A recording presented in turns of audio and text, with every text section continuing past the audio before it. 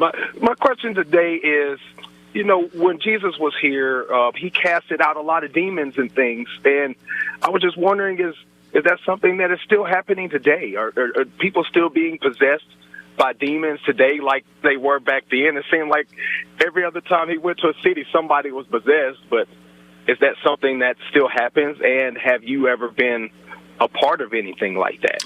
Yeah. Or witnessed it?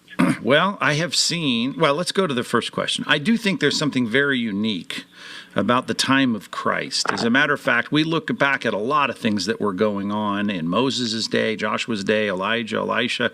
We don't see the flurry of demonic activity like we saw with the coming of Christ. And if you think about how heaven is there cheering on and singing at his birth. I mean, all of the spirits of all of heaven, and certainly all those that had been rebellious with Satan, this is a big deal.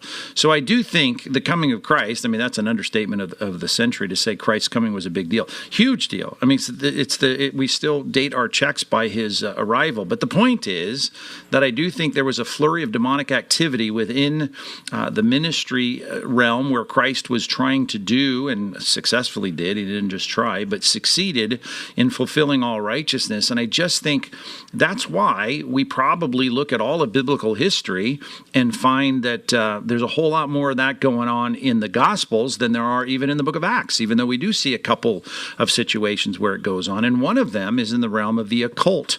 Now, we had occultic activity back in the Old Testament, particularly in Canaan, and thankfully that whole culture was driven out of existence, most of it at least, almost all of it, with the conquest of Joshua and the next generation that followed. But when it came to the book of Acts even, you saw this connection to the occult.